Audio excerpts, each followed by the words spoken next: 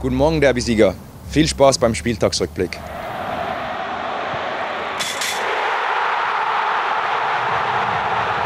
Sind wir doch mal ganz ehrlich. Die Blauen 13:0 weggefiedelt und heute Nacht eine Stunde länger geschlafen.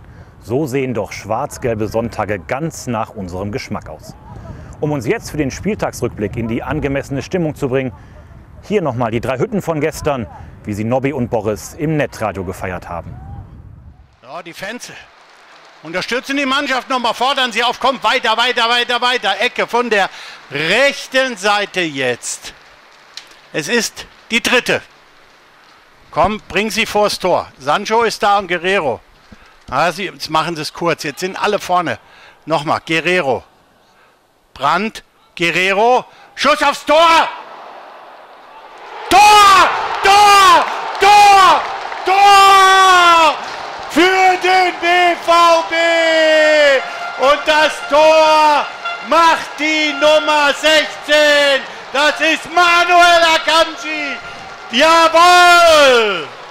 Und der BVB versucht oder hatte gerade die Möglichkeit zum Konter. Sancho hat die Kugel noch einmal zu. Haaland, der ist rechts im Strafraum. Haaland, Lupfer! Ja! Und Tor! Das 2:0 durch Erling Haaland!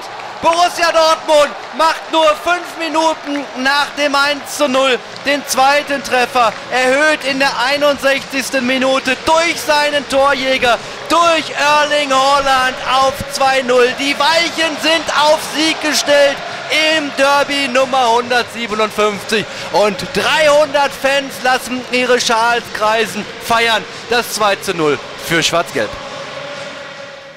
Tor! Tor! Matz! In der 78.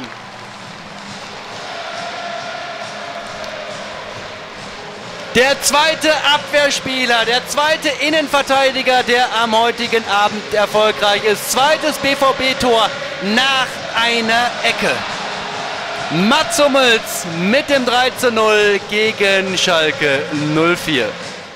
17:3 Torschüsse und 69% Ballbesitz sprechen eine deutliche Sprache. Apropos Sprache, direkt nach dem Spiel kamen natürlich die Protagonisten zu Wort. Für euch jetzt die Highlights der Interviews, natürlich mit den 3 Torschützen. Wir haben es gut gemacht, wir haben uns 1, 2 hochkarätige Chancen zu wenig rausgespielt, aber wir haben den Ball laufen lassen, wir haben wenig Fehler gemacht. Und manchmal muss man diese Teams dann einfach knacken. Wir wussten, wir müssen heute alles geben, damit wir Schalke knacken. Wir haben nichts anbrennen lassen hinten und vorne haben wir geduldig gespielt, auch wenn es nicht geklappt hat in den ersten 45 Minuten. Und dann ja, diese 3 Tore zu machen und hinten eigentlich nichts zuzulassen, das war eine sehr gute Leistung von uns.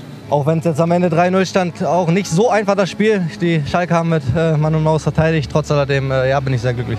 Unser Gegenpressing war heute herausragend. Also unsere offensiven Jungs, das Mittelfeld, wenn wir den Ball verloren haben, wirklich fantastischen Job. Und ich glaube, so haben wir sie eben irgendwann müde gemacht. Ja, es ist auch schön, ein Tor zu schießen und der Mannschaft zu helfen. Das freut mich natürlich sehr. Es ist eine lange Zeit her, glaube ich, ein bisschen mehr wie 2 Jahre. Das Derby-Tor war etwas, was mir wirklich gefehlt hat. Also was ich auch ganz, wie soll man sagen, ganz oben für mich auf einer Bucketlist noch hatte. 3-0 against Schalke, yeah, we take that, huh? Of course, bro. Die Sieglosserie der Blauen geht damit weiter.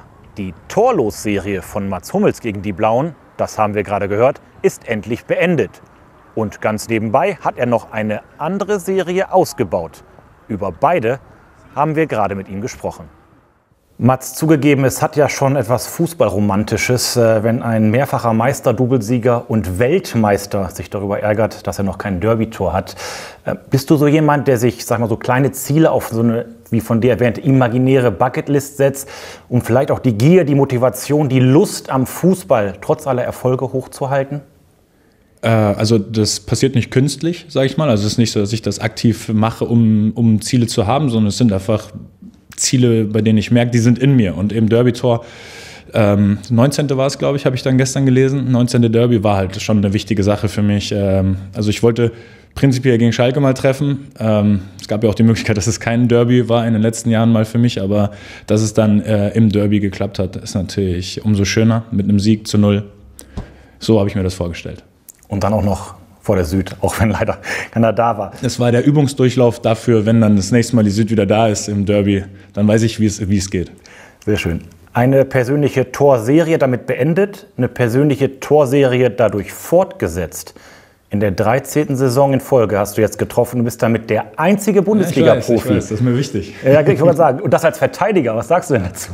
Ja gut, ich versuche natürlich schon immer auch einen Offensiv-Impact zu haben auf die Mannschaften. Deswegen habe ich in den letzten Jahren oft nur ein Tor pro Saison geschossen. Das war schön, um diesen Rekord am Laufen zu halten, aber es müssen mehr Tore werden dieses Jahr. Also wenn ich am 34. Spieltag weiterhin bei einem Bundesligator stehe, bin ich nicht zufrieden. Aber klar, dieser Rekord ist was Schönes, muss ich sagen. Da habe ich, glaube ich, 3 Spieler aktuell, die mit 12 Saisons hinter mir agieren. Müller, Devi und Marco. Kann das sein? Ja, aber die müssen noch ein paar Jahre spielen, wenn sie das knacken wollen. Sehr schön. 2 Tore gestern nach Standards. 2 Tore von Innenverteidigung. Wir konnten von beiden nicht recherchieren, wann es das zuletzt gegeben hat. Aber in eurer Kernaufgabe, dem Verteidigen, habt ihr auch quasi nichts zugelassen. Jetzt meine Frage, was freut dich denn mehr? Die offensiven Glanzlichter oder die defensive Glanzleistung? Also das offensive Glanzlicht in dem Fall, weil es halt viel seltener vorkommt. Das andere ist das, was wir eben ganz häufig zeigen müssen, wenn wir erfolgreich sein wollen die Saison. Wir hatten mit Emre auch schon gegen Freiburg einen Innenverteidiger mit einem Tor nach dem Standard. Also sind da jetzt die Saison wirklich erfolgreich unterwegs. Und ich glaube, dass das ganz oft in Spielen eben der berühmte Dosenöffner sein kann. Und umso schöner, wenn wir da eben alle schon so ein bisschen unseren Teil zu beitragen konnten. Es war die erste von 3 englischen Wochen in Folge mit gemischten Gefühlen.